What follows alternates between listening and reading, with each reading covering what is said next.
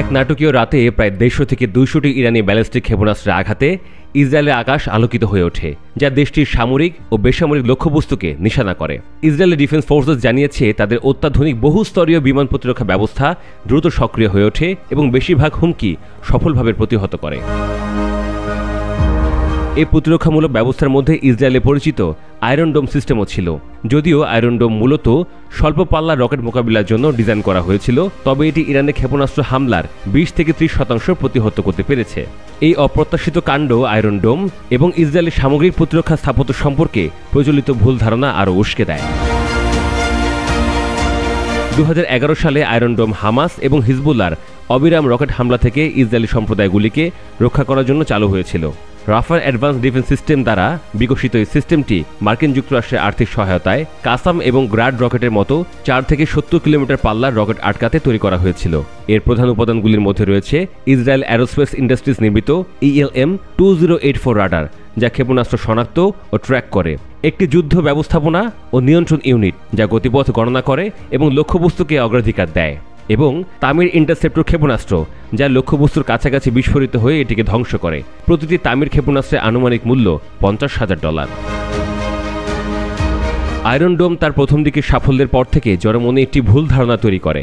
অনেকে ধরে নেন যে এটি যে কোনো আকাশপথে হুমকির জন্য একটি সর্বগ্রাহী সমাধান, তবে এটি ব্যালিস্টিক ক্ষেপণাস্ত্রের মতো ভিন্ন ধরনের হুমকি মোকাবিলার জন্য কখনোই তৈরি হয়নি। ইরানের শাহাব 3 বা জুলফিকারের মতো ব্যালিস্টিক ক্ষেপণাস্ত্রগুলি প্রতি সেকেন্ডে প্রায় 5 ম্যাকের বেশি গতিতে চলে এবং বায়ুমণ্ডলের বাইরেও উচ্চ আর্কযুক্ত গতিপথ অনুসরণ করে। এদের পাল্লা শত শত বা হাজার হাজার কিলোমিটার পর্যন্ত হতে পারে এবং এরা ভারী বা কৌশলী ওয়ারহেড বহন করতে সক্ষম, যা আয়রন ডোমের মূল নকশার আওতার বাইরে।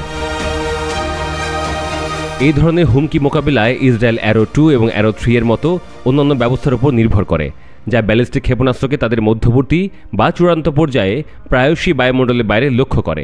এছাড়াও ডেভিস স্লিং সিস্টেম মাঝারি পাল্লার হুমকি মোকাবিলা করে। এই সিস্টেমগুলি একসাথে একটি বহুস্তরীয় প্রতিরক্ষা নেটওয়ার্ক তৈরি করে, যেখানে প্রতিটি সিস্টেম একটি নির্দিষ্ট হুমকির জন্য তৈরি করা হয়। আয়রন ডোমের উচ্চ দৃশ্যমানতার কারণে এর ভূমিকা সম্পর্কে ভুল ধারণা তৈরি হয়। যখন রকেট হামলা হয়, তামির ইন্টারসেপ্টরের ছবি সংবাদে ভরে যায়, যা একটি সর্বশক্তিমান ভাবমূর্তি তৈরি করে। কিন্তু যখন ব্যালিস্টিক ক্ষেপণাস্ত্রের কথা আসে, যেমনটি ইরানের প্রতিশোধমূলক হামলায় দেখা গেছে, তখন জনসাধারণের প্রত্যাশা বাস্তবতাকে ছাড়িয়ে যায়।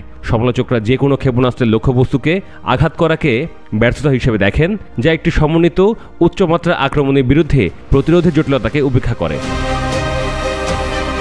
গত দশকে রাফায়েল এবং তার সহযোগীরা আয়রন ডোমকে নীরবভাবে উন্নত করেছে, যা ইসরায়েলের আঞ্চলিক হুমকির পূর্বাভাসের প্রতিফলন।